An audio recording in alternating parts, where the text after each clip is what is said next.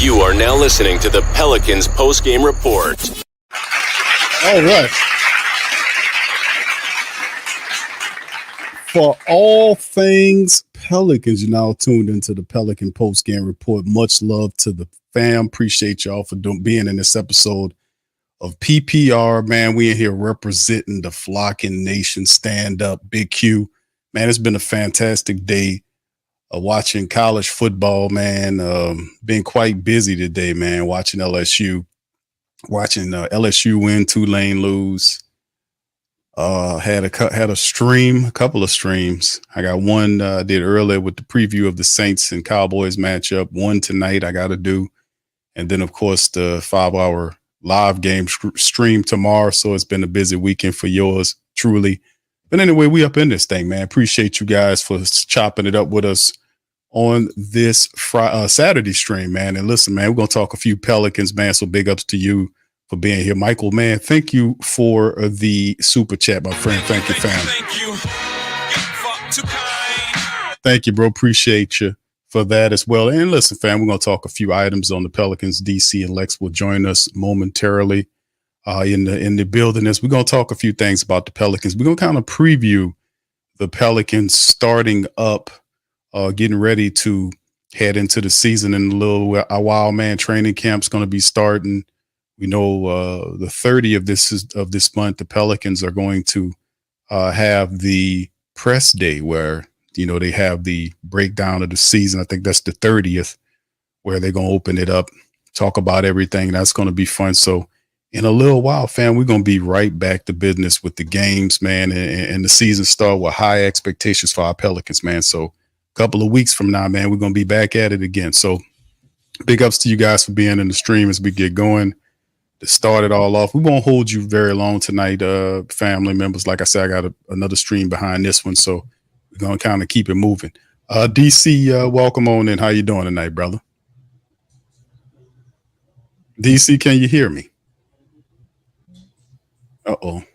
All right, we're going to give DC a little time to kind of get it together there as well. All right, so anyway, much love to y'all. Appreciate y'all being in the stream, man. What I really wanted to go over a few news, notes, and items for the Pelicans. Hit a few articles right quick as we get ready to pair into the conversation side of the stream. We kind of go over and talk about the Pelicans in terms of aspirations or expectations, rather, of the team going into the 2024-25 season, the good, the bad, as well as looking inside of and talking about the Western Conference and where the Pelicans perhaps rank in the inside the Western Conference. Real spill, you know. So we'll get into that today. But let's hit this article right here as we going on. The Pelicans are on their way. This has come from Real GM analysts right here. Kind of broke this down. I was going over this one, and they talk about the expectations of the Pelicans and some of the moves that they have made. And this is a perfect article to get us fired up and started with tonight's stream. Hope and bafflement in equal measure color the upcoming Pelican season. Hope is because Zion Williams appears to be in the best shape of his professional career. Yeah. And you look at what Zion, how he looked. He was on this China trip. Zion he's in excellent shape. That's one of the big things we always talked about. That is a key to the Pelicans taking the next step. It's all based on his health. So, albeit a persistent one, they talk about his health obstacle, but really all of these pieces have fallen into shape with his health, and Amy Atmore, the physical therapist that's there helping him in the birth of his child. That's another maturity step for Zion, and all of the expectations on him squarely, even with the BI chip here. We'll talk about that being a cloud and get the conversation about that as well. But Zion Williamson is positioned for the first time, probably really at a period since he's been here, as the centerpiece of what could be a special season. So because of the roster moves that seem incomplete, out of Larry Nance, Dyson Daniels, who went to Atlanta for DeJounte Murray, Big V, Valanciunas is also exiting free agency. The team lacks an obvious center now, unless they pick up a nice new pickup. Daniel Tice can fill in. What's up, family? What's up? I heard we gonna regret losing Dyson Daniels. That's what everybody said. Okay. The DeJounte Murray trade was a failure. The New Orleans Pelicans are crazy for giving up Dyson Daniels. Okay, I don't know who said that, brother, but we just keep that moving along. All right, DC, now that your mics work, I appreciate that impromptu jump in as I was reading this article. Thank you for that. Yeah, I know he was getting lonely up here, huh? Yes, until I was interrupted there, but I appreciate you forcing me to redirect back to the article. Thank you, sir. What would the show be if I didn't cut you off every once in a while? Every once in a while, right? Yeah, it would be very less interesting, right? All right. So anyway, the team lacks an obvious center now unless new pickup Tice can fill in better than the expected 32. Now at the expected age of 32 on the team number 6 of this NBA journeyman saga. What's more confusing that what's happening is what has it. The Pelicans haven't tried to trade Ingram, but no one seems to be too interested. Ingram is eyeing contract extension talks. You know, there you see, we all know how that's been happening. Thank you, Jamal Murray. Yes, and Jamal Murray. Yes. All right, and of course, Ingram is eyeing contract extensions. At the exact wrong time, teams are feeling the crunch of the fresh team building limitations, and they don't want to end up in a sour, bloated marriage like between Zach LaVine and the Chicago Bulls. Ingram, like LaVine, is precisely good enough to ask for a maximum contract and plausible to get one, but not good enough that anyone will be thrilled to give it to him. If, like LaVine, this had been his predicament 2 years ago, this probably wouldn't have been a complication great enough to stop the biggest possible checks from being written. Wow, a comparison of LaVine and Ingram, right? Ingram is now in the pickle with him and his team, but it's just a matter of money. Either Herb or Trey Murphy III are more complementary wings for Williamson, better off the ball on defense and better defenders too. Ingram is a cook in the kitchen that is, especially with the addition of Murray, getting crowded. This is without you mentioning CJ McCollum. There's not enough balls to go around conundrum has never been more clear. Excuse you. Yeah, pause. This is the writer. This is not me. But we got to pause for the writer. That was kind of crazy. All right, in some cases, a fallacy, like when there are 3 or more elite, extra creative teammates come together. The idea is, in the case of reality, among Williamson, Ingram, Murray, and McCollum, only Zion is capable of consistently being the best player on the floor at the highest levels of competition. And if he's going to finally put body and ability together for a full season, which is, to be sure, he's nearly did that last year with 70 games to be played, the schemes and dreams of all the Pelicans become a secondary at best. Now, Murphy and Jones seem more a part of the modality than Ingram or McCollum. Jose fits well here too. These fitting pieces, 27, 24, 25, 26 years old, respectively. Zion is 24. It's easy to imagine that as Williamson figures out, after all, how to optimize his life as a pro, the Pelicans part ways through a transition from a core that introduced him in his career into the one that maximizes it. Do not take any of the insinuations as reported or as coming from the inside. I'm just a person looking at the basketball situation. In the urban planner would look at a complex intersection of multiple highways and see obvious ways to streamline it. This is surely a view from the front office we'll take throughout the season. So they said the lineup data will be scrutinized. Head coach Willie Green could be asked to facilitate certain experiments to help confirm what shape the team should be in. This is normal for any team that's now already in an ambiguous title contender and has been New Orleans' outlook throughout Zion's career.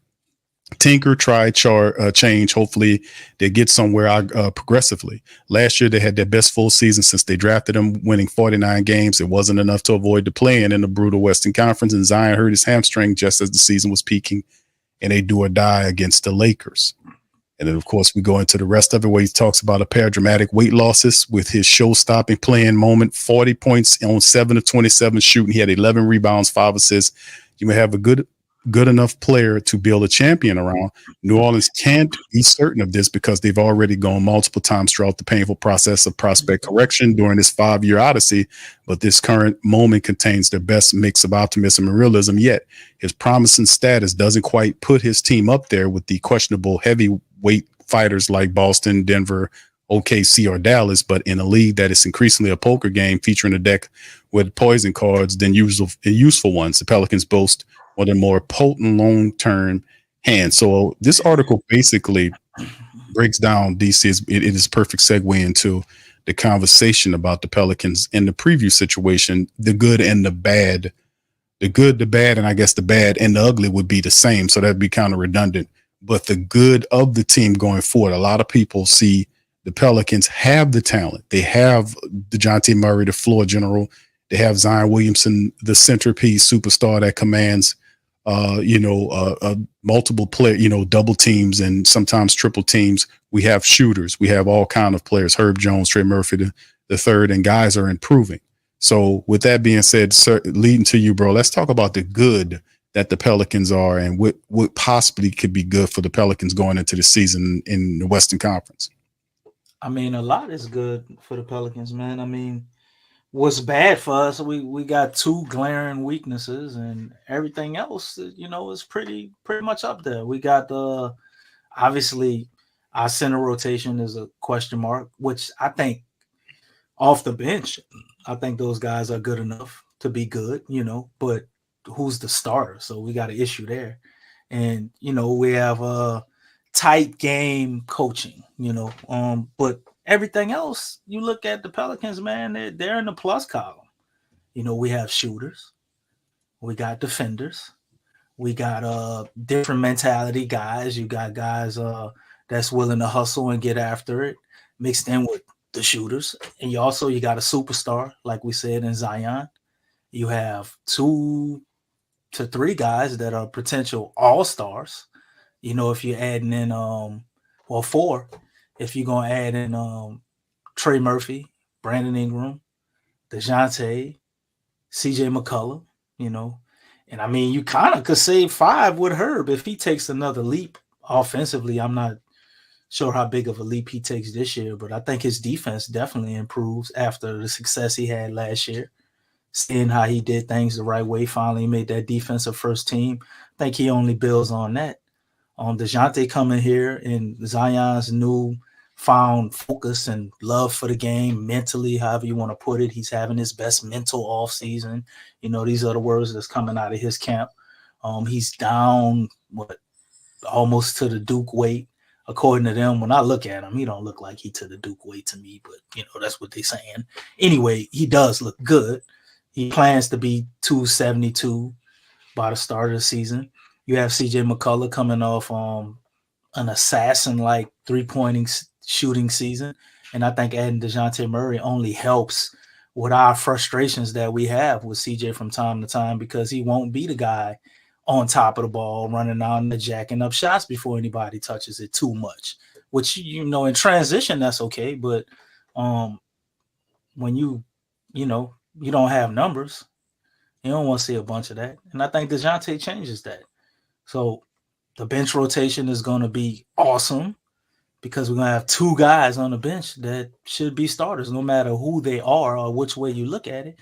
You're going to have 2 guys coming off the bench that would be starters on most teams in the NBA, along with other guys that are also great role bench players. It's so much so to some people that are actually great role bench players might not even get the minutes that we feel like they should get because of our depth of talent there. So, I mean, it's a lot to like. And then after the season, we're not really bound to a bunch of people. Some of these contracts are up. You got 1 more year with McCollum. Brandon Ingram is obviously going to be moved or should be moved. There's a slim chance. I know I come on here and say, David Griffin ain't going to give him up for nothing. And he probably would re-sign him, because I think he would. There's a chance that he would do that. But realistically, I think we find a way to move Brandon Ingram, get some tangible assets back, whatever that may be. And the Pelicans are still going to thrive without him. But with him here, this is the last point, and I'll let you go ahead and have it. Brandon Ingram has a lot to prove. He's looking at Jamal Murray with this $208 million contract, which I don't think that gives him a whole lot of leverage, because although numbers-wise and games played and durability, you look at Brandon Ingram as probably better than Jamal Murray in the regular season, at least. In the postseason, that run Jamal had couple of years, and he was a big part of them getting the championship. So, I mean, I could see why Denver paid him, but from game to game, night after night, some people might feel like Brandon Ingram is actually better. And I would understand that. But nonetheless, Jamal Murray got a ring. So Brandon Ingram saying him getting that money in his mind, he's going to look at his numbers, which are very similar to Jamal Murray, as you can see up here on the screen. And he's going to feel like him asking for $208 million ain't so crazy now because he got the exact same number. And if I'm not mistaken, I think they have the same agent. I don't know if that's true or not. I had to double fact check that. But nonetheless, I don't think everybody else going to see it that way in the NBA or the Pelicans. But that's going to have a massive chip on his shoulder, in my opinion. And I think Brandon Ingram is going to start off the season probably playing some of the best basketball we've ever seen him play. So there's a lot to like about the Pelicans, man. Yeah, let me play devil's advocate on that Jamal Murray comment, DC. A lot of people might feel that Jamal Murray is, and now the Joker is the guy on there. They go according to the Joker. But Jamal Murray and the Joker fit well. They made the play together. Exactly. And Jamal Murray is in the position, even though you have the Joker with his facilitation, Murray still operates as the point guard there. He breaks down, gets to the cup. He makes the difficult shots. And just throw a little back in that about the Pelicans, man. We had an opportunity to get Jamal Murray. Dale Demps chose Bucky O'Hare. Buddy Hill, huh? Wasn't it Buddy Hill? Yeah, a.k.a. Bucky O'Hare. They drafted that kid. What? Bucky O'Hare. They drafted Bucky O'Hare. You got to pull up some pictures for the reference on this one. Okay, hold on. Bucky O'Hare? Yeah, some of the family members know I'm telling DC. Look, you're kind of young, bro. You're kind of young, brother. Bucky O'Hare. Yes. I don't know why I think it's like a beaver with some teeth.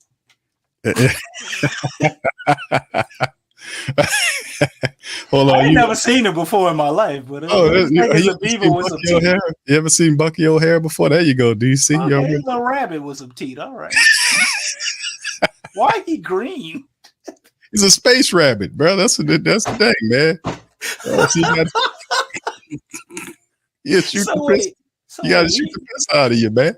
We drafted a goddamn space rabbit over Jamal Murray. Yeah, that's why the shit ain't work out. Shit, God damn it, man.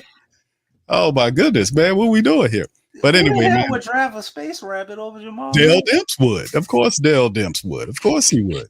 But truthfully, man, oh my God, some people would say that, man, about the Pelicans insofar as them going and picking up, that contract, giving that contract to Jamal Murray, and it's a difference. Even though the numbers are similar, these players mean something different to their team. Like Murray is the perfect complement for the Joker. And then, by the way, did you hear that report that a lot of people says that guys kind of stay off the Joker? They don't like playing him because he smelled like a horse. Did y'all hear about that? Did y'all hear that? No, I ain't hear that, but I saw them pictures of his teeth, and they had a hotel lady who put out a picture of his toothbrush. Oh no, come on now.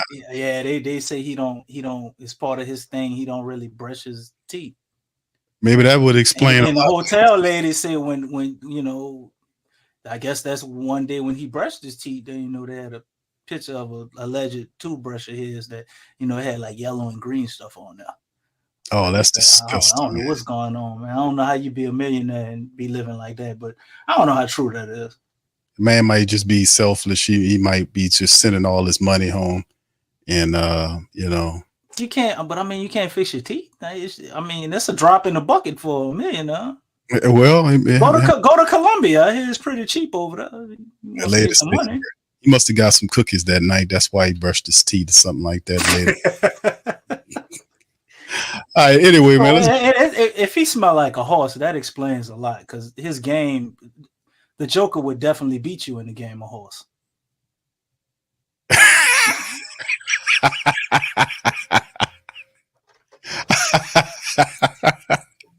He'll beat you like a horse, and then I'll smell it. It did make you run away from the smeller. Let's keep it pushing, man. But anyway, man, listen, man. Bottom line is, people might feel, DC, that Murray's numbers, even though they are very similar to Ingram, but the role is not. He fits the true star of the team, the Joker, hand to glove. We can't say that about Zion and BI. So the situation is different with Murray to the Nuggets than BI to the Pels. The Pels, for all intents and purposes, bro, have already, and Griffin already, he backtracks all the time, but he's already said that he's seen enough of the experiment between these people to want to make a difference and move beyond the BI experiment, moving to something else. Did he say that really? Or He did said he at the end of the say he's season, seen enough he's seen enough. to say that we're going to make some significant changes? And then Yes, we traded for DeJounte Murray. Well, that might have been a significant change, Q. Well, listen, bro, I don't think it's going to happen. I'm going to just be honest with you. I don't see a good resolution here in terms of BI staying here. No matter how people like BI, and I respect and like BI a lot too, but like we all know in life, things must end at some point. Things got to end. Nothing lasts forever. There's a window in which we have players together, and if those players don't ascend to the level that you thought you was when you first put them in the front of the window, then changes have to be made. We have to move on and try something else. And I can applaud the Octopus for thinking like that, because BI is obviously at this point not relent from his contract demands, and it's not, that money's not going to come from the Pelicans. It'll come from somebody else. So at some point, we're going to move him. So DC, that moves into perfect segue into the bad. Now, that could be something that we can also talk about in terms of, is there a cloud over the Pelicans' head currently because of Brandon Ingram's situation? What are your thoughts on the bad as well as this cloud idea? I think it's some truth to it. You know, everybody's in an uproar about his Instagram post and who's adding who, and BI says he's going to come to the team. What is that, voluntary workouts, and doesn't show up after, and you know, seeing Jamal Murray get this deal. I could see that, but I just look at Brandon Ingram, man, as being enough of a professional. Will it be perfect? No, but looking at him as enough of a professional and a veteran, understanding the game, man. No matter what, if you do want to get paid, you got to show up and you got to put your best foot forward and do things that amount to winning, in the pursuit of obviously getting your numbers, because we know he gonna be out to do that.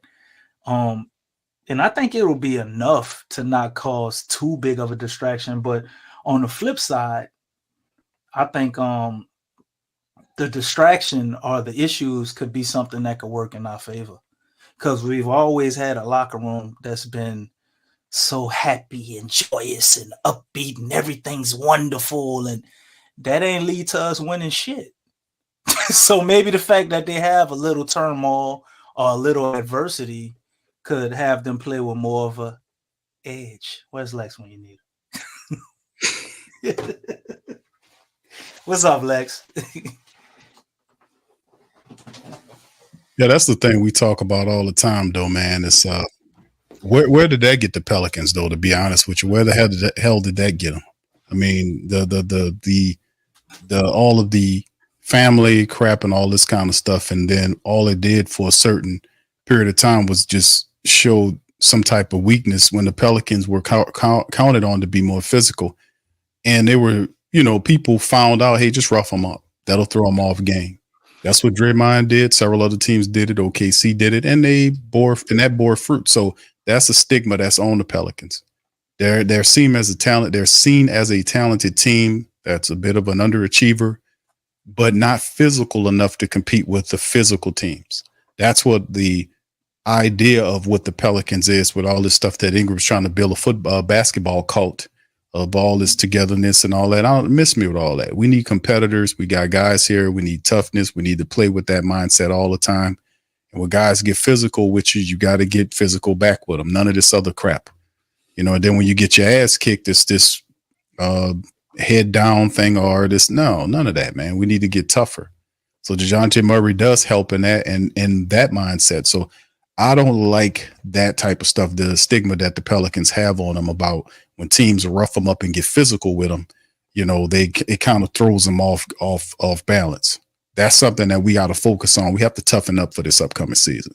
So I'm really happy about the Zion Williamson thing, seeing the pictures of him being in good condition, because to be honest with you, DC, this team will go as far as Zion takes them, man. It's all about Zion, bro. I mean, not just Zion, any team, man, with a top 20, 25 player. It's all about that player because without them, you can pick. Everybody's like, oh, the Pelicans this and that. Oh, yeah, you always got the excuse of Zion not being healthy. Well, you could take any team in the league and take their best player off of them. And the very best of the best of the best may still make the playoffs. And that's about it. And they'll fizzle out somewhere in the playoffs. If they're a veteran team, well coached, maybe they make it to the second round. Maybe they even make it close to or the Eastern Conference Finals and get blowed out, or Western Conference Finals, whatever. But yeah, it's always all about Zion, man, because he's the best player on his team and has been for some time.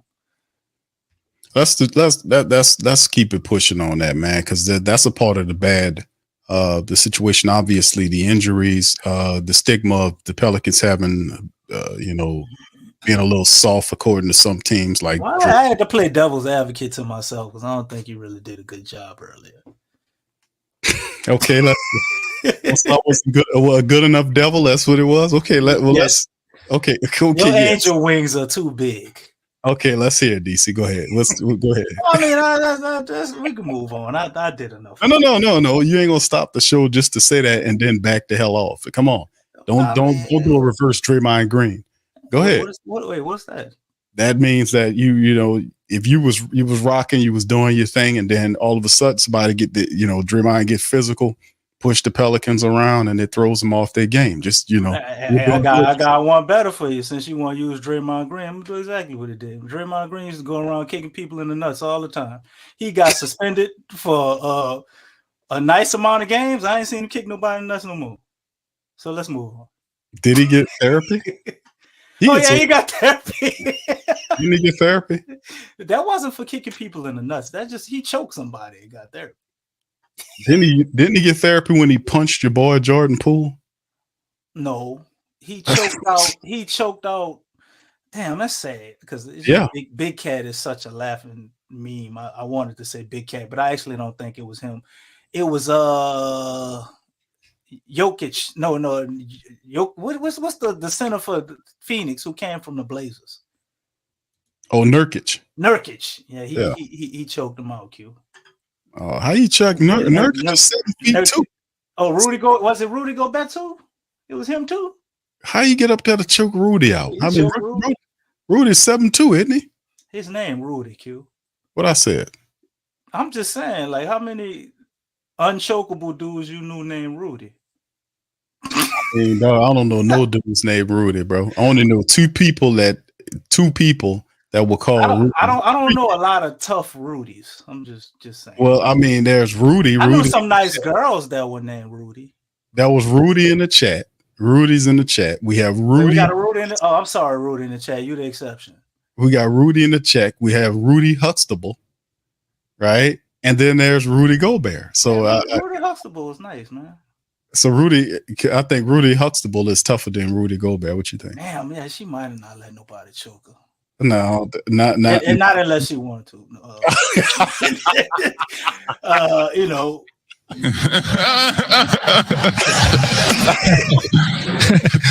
Hold on, now you ain't gonna be talking nastily about it.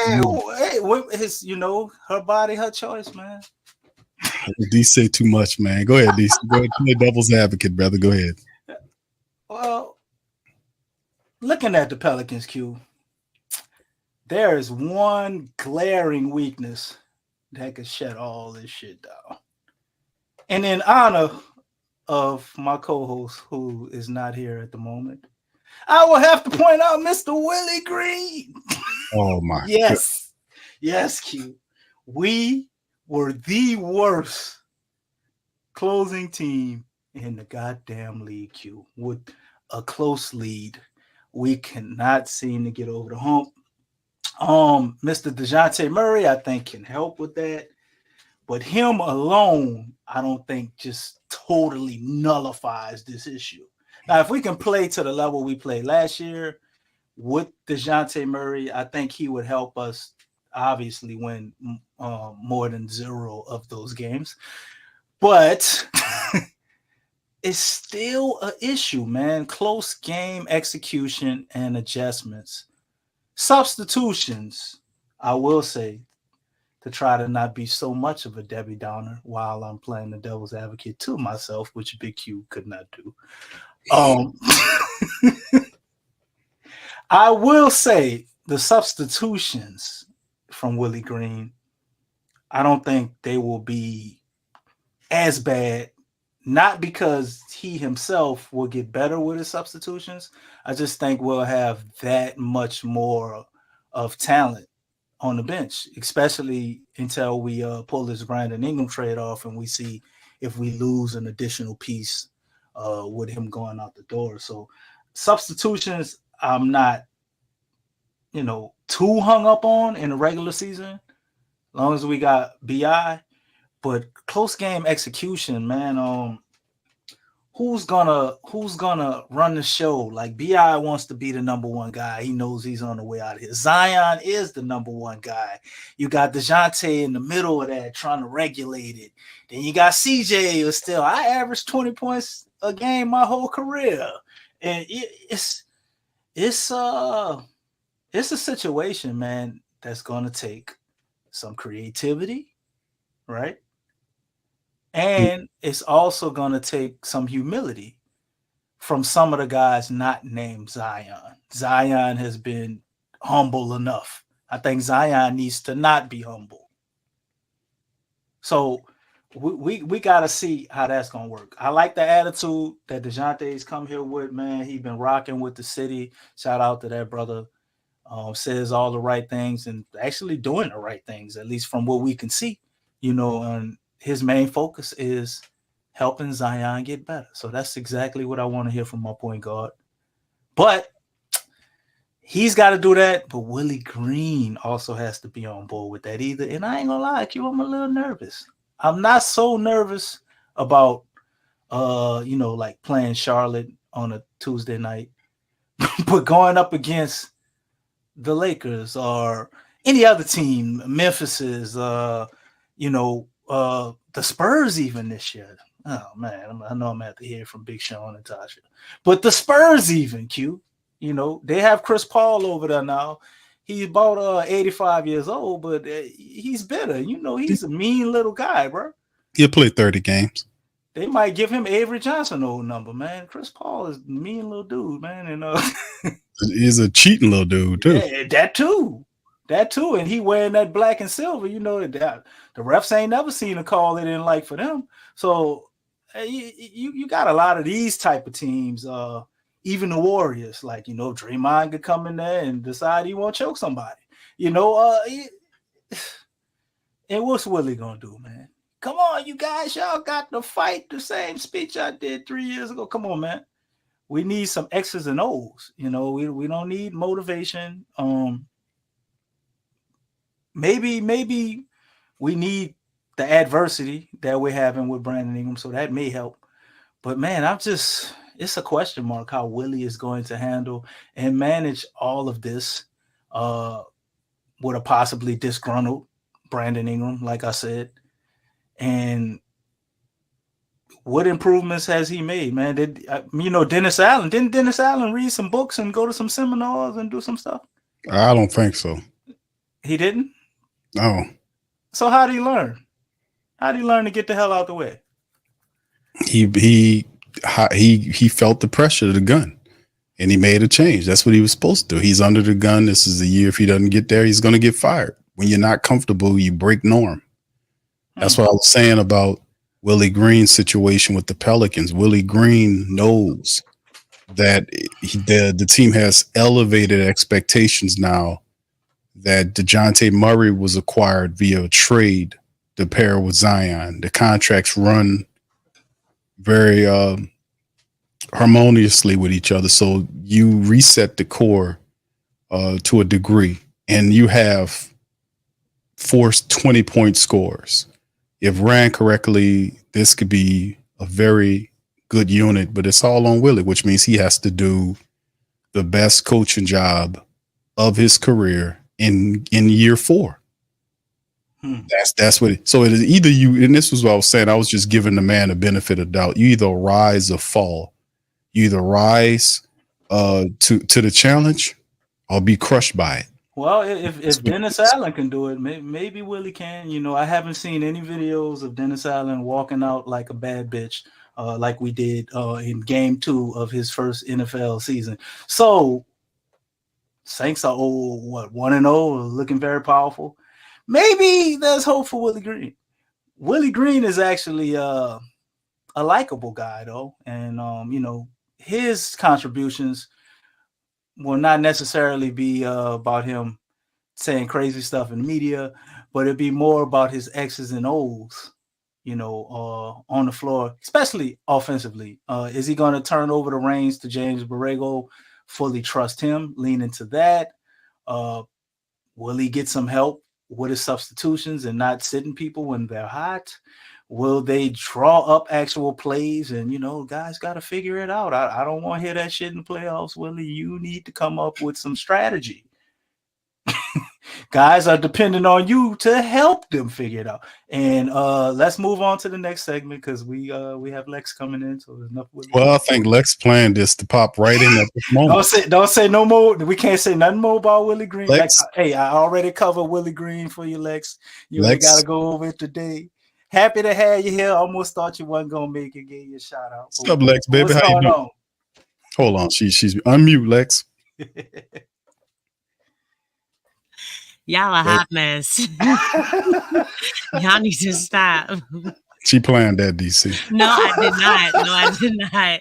Yes, she did. You know what? You all could have been talking about Willie Green this whole time, and I was doing that segment in honor of you. Look, it was in honor of you. She comes in when we talking about Willie Green. Why? Q, didn't I honor Lex before I started that segment? So did.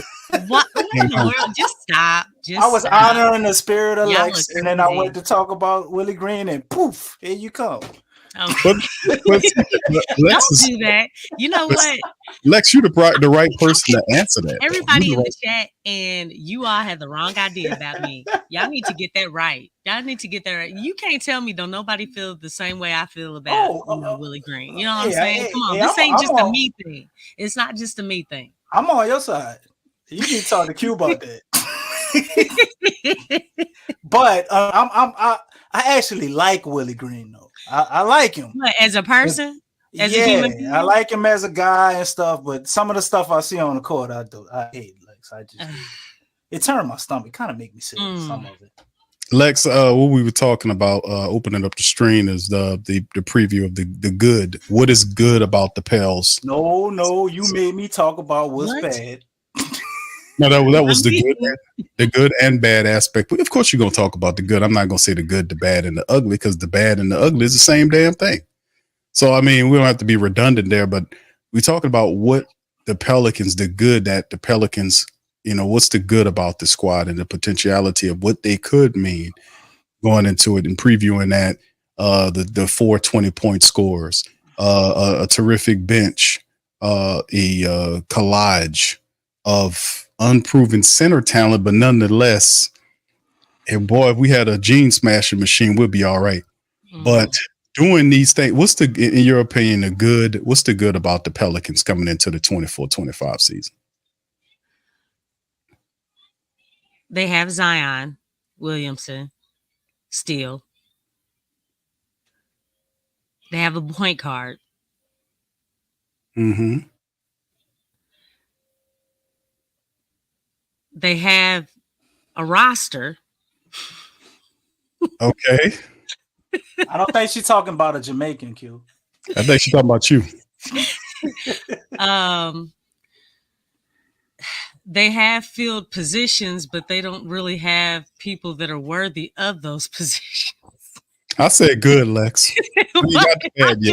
I know they have bodies filling positions. She was doing that good. You need. Yeah, but everybody got bodies. Yeah. I ain't got no bodies. I ain't no killer. I mean, they got a point guard. You know, Zion is still there. They got Amy. You know, yes, they got Amy Atmore, which that was a very big deal. Yes. They've got a big question mark. Okay. Okay, you about to cross over to the bad? Is this going on? I was just saying that they have a big question mark. Yeah. But now that plays on your perception. The question mark is what? Oh, I don't know. Okay. I think those are the main things. Those are the main things. Okay, so the main good things. Let me recap Lex goodness. Wait, the things we got. The question mark was a good thing. Well, hold on. I'm just trying to get it on your perception. So however you. So we got Zion. We got Amy. Mm-hmm. Pelicans have bodies. Yes. Okay, now let's cross over to what you would be considered. What is the bad about the Pelicans? They are a huge question mark. Again, it's playing on perception. There's a lot of wings. It's not clear on who the starters are going to be. It's not clear who's going to be coming off the bench. It's not clear as far as who's going to be here in the foreseeable future. Those things are not clear. And because those things are not clear, I don't feel like just from right off top, the identity of the team is not clear. Obviously, just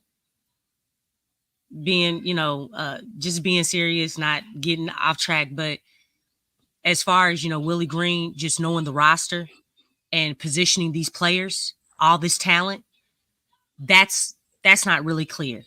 It's just not. I mean, I know we talk about how he needs to improve and things of that nature, but we don't know what to expect from him. We don't know if and when he is going to grow. Those are things that we don't know based off of the data that we already have. Mm-hmm. We're not clear about the 5 position. Some people have Zion at the 5, which if we are trying to maximize Zion Williamson, is having him at the 5, maximizing his abilities. I asked that question, I think on last week, maybe the week before, and everybody said no. So the thing is, having him at the 5 is not suitable for the best player on the team. The guy that, the Pelicans are trying to build around. That's really not feasible. It's almost a contradiction. Well, actually, it's not almost, it is a contradiction. And then the guys that do fulfill the position at the 5, we're not clear about those guys. Some people think Makovich, he's going to start. Some people think it's going to be Tice. Some people think some people have mentioned Yves Missi. And obviously, Jemison has popped up. But the thing is, we're not clear. There's no clarity on anything about this team. The only clarity that we have is that DeJounte Murray is going to be the point guard, and Zion Williamson.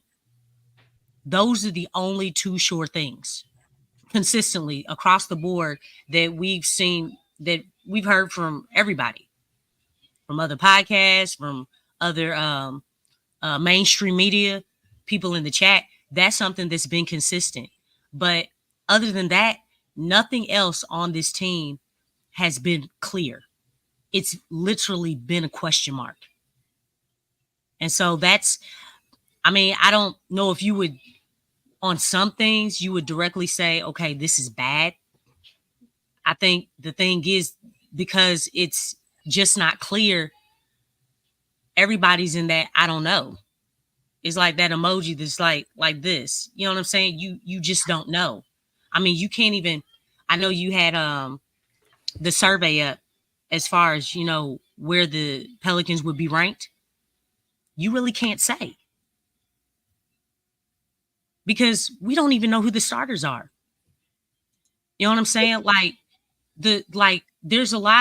We have a lot of wings on this team. And the thing is, it's causing a state of confusion because there's questions about, is Trey starting? is Brandon starting? We've heard people say Brandon, he needs to come off the bench. Is that something that would actually happen? Same thing with CJ. Herb, he just won all defensive first team, and we're gonna bench him. You know what I'm saying? I mean, that's a pretty huge accolade right there.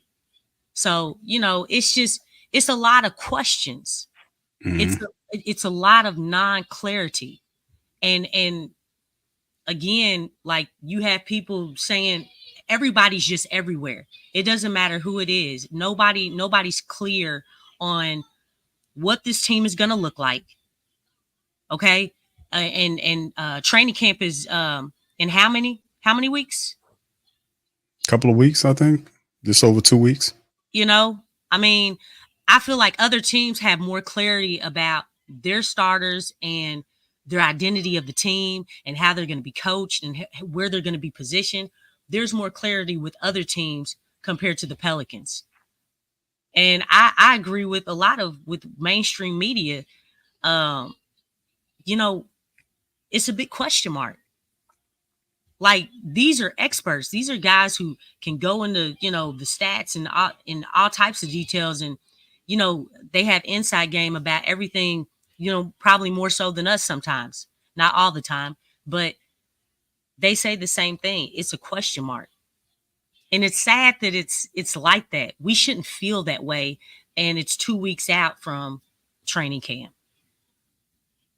Yeah, I definitely get that, Lex. It's definitely some unique movements here. The DeJounte Murray thing was a very good move, and then everything else was not. So, I mean, not getting going to trade BI and then not getting the BI trade done and then bringing them back and then trying to iron out the wrinkles, even though the wrinkles, there are still wrinkles, and saying, oh, yeah, he wants to be here and all this type of stuff. And it's just what they do from a publicity angle. But a lot of the things, not all of these questions will be answered. But when training camp happens, you'll start to figure out, more how it looks. So, but, my thinking, and DC was talking about his bad commentary. Well, he talked about Willie Green. My good commentary. His bad commentary. That was actually under your Devil's Advocate. You flashed back and said I didn't do a Evil is good in my Eddie Murphy voice. I didn't do it. Vampire in Brooklyn. I didn't. I didn't do a good enough job as a Devil's Advocate, so DC had to take over it. Yeah, he went to being a Devil's Advocate, Lex, and he started talking about positive stuff. No, I didn't. Negative, man. You mean with joy and compassion? No, that wasn't part of it. He had no mindfulness, though. What about togetherness? I didn't make mention of that. Well, we kind of stayed together, Let's stay together. Yeah, we're a nice family, so we togetherness. All I'm saying is, at the end of the day, he allowed me to speak for him since he messed up. I'm just saying, bro. Type say, hold on, that wasn't devilish enough. I was like, what? So but the thing is, man, listen, I'm looking at the season and I'm seeing, and most people probably seeing more bad than good. Me personally, I see more good than bad, because a lot of the issues that the Pelicans are perceived to have are actually, some of these are good things to have. You rather have some of this than not have it. Now, we do have a question at the center position. That's absolutely true. That's a big question mark. How we do it. We do hear about the small ball stuff of possibly putting Zion at the 5 in certain looks when they roll him out. I'm not for that because of the fragility thing. We have to, I don't want to put him in a bad situation so he can prove that he can play a full season. That's a big thing. Like, remember, this is nothing new. We remember when Steph Curry first came in the league, and there were issues about his fragility. He kept having these lower extremity injuries. Wasn't it about 4 or 5 years he went through that? Yep. Yeah. Yep. And the people forget that from sometimes, like we have some of the guys that go through. They forget it all the time. They don't even bring that up. I mean, same thing with Joel. He was out for 4 to 5 years. Right. And nobody remembers that. None of that. That's why I kept saying, like, things can still turn around for Zion. People don't need to let up or give up, because you have to consider the fact that he is growing. You know what I'm saying? He is maturing. Well, actually, he's shrinking, Lex. He's getting down to 272. Yeah, he does All right, look. I'm sorry. There's Let me more than stop. more than one area where you can grow. Okay, I'm talking about just maturity wise, growth and development, like not just mentally, but emotionally. You know what I'm saying? Physically, health. Doing things healthier, Right. really being more disciplined and committed to his workouts in the off season and Right. during the season, as well as eating, taking care of your body, all those things that you need to do in order to perform at your best on the court. So Right. that's what I meant by growth. Obviously he needs to grow his game. Like his ceiling is very high because he's already solidified his dominance in the paint. I mean, between him and Giannis, they're 1 and 2 as far as points in the paint every single year. So that is dominance. Now we have to start expanding his game, because once he starts expanding his game, you're talking about him not only solidifying his dominance and being unguardable, but having that dominance in the paint and having a shot and that defensive prowess and getting those rebounds. That's a whole nother level. You know what I'm saying? And that's what I think a lot of people are hoping for, for his game to elevate, because I still feel like we have not seen Zion unleashed. You know what I'm saying? Oh, We yeah. have not seen the whole of his game. It's been glimpses, spurts, a little bit here, a little bit there. But as far as like just getting the complete package, we have not seen that. And then we have not seen Zion in the playoffs. So we're missing a lot. We're missing a lot. And, everybody's itching for him to be unleashed, for him to get to that plateau and really be who he is truly supposed to be. Mm-hmm. Yeah, that's a part of it. 70 games last year, Lex. Mm-hmm. And this year, you see how he looks. He was going into the offseason, he was healthy. How he looks now, he's healthy. But sure, he had him and his girl had the baby. That has impacted him in a positive fashion. So we've seen him grow from, what he was to now a person that appears to be ready to take the team to the level. The way he played against the Lakers in that playing game, man. That was beautiful, man. Yeah, LeBron them couldn't do nothing with him. LeBron did not score. Okay? He did not score that whole quarter that Zion was on him. Yep. Okay? Hey, LeBron is in, I know he's older, but the dude is in great shape. To keep that guy scoreless is a big deal. I mean, it really is. So, I mean, we need Zion to come out the first game of regular season. We need him to come out and put on that type of performance, like that first game. I would love to see that. And then just to grow from that last game that he played, and just I'm not even playing with y'all no more. You know what I'm saying? Like, y'all about to see who I truly am. So, and then carry that throughout the whole season as well as the playoffs. So I think all of them benefit by him doing that too, because everybody will benefit from what he becomes, because he's unguardable. When his mind's made up, he's unguardable. He sees the floor really well. He handles the ball well. He passes well. And sometimes unselfish to a fault. DC made a good comment about him having to be a little bit more selfish when at certain moments of the game where a star is required to close the game, and make things happen. So, yeah. And then, of course, we know Zion. If Zion's there and he's healthy and he's playing a full season, you're going to get him. Zion will be unleashed going into the playoffs. Then the next question would be the team around Zion Williamson, the concepts. And the question going forward, which is yet to be answered, is can the Pelicans take the next step to being a top 4, top 5 team, being a playoff team, to be able to beat some of these clubs? And I believe that they can. I really do, because I think this team is constructed well. I think let's talk about the cloud angle there, because I know there's some talking points about Willie Green and his maturation. Where's Willie Green in year number 4? Can he take control of this roster, give them a clear identity? You talked about identity, Lex. You talk about muddling of roads and blurring of lines, and so to speak, in terms of who will be doing what. I think a lot of it will be established in training camp as these guys get ready to figure out what they're going to do. And then, of course, year 4, Willie Green this is all this pressure is on his shoulders to get this team beyond 49 wins. And it's by design too. Yeah, the octopus know what he's doing. But listen, this is a good situation. If Willie Green, wait, hold up. Yes. So we got one person that believes that pressure is going to bust some pipes, and the other person believes that the pressure is going to make a diamond. Or DC, two things could be right. Can you guess in the chat which person that is, and don't include me? DC, as you try to stir that pot of Jamaica lima beans, actually that was gumbo cube, but go on. Okay. Them spicy ass beans you was cooking.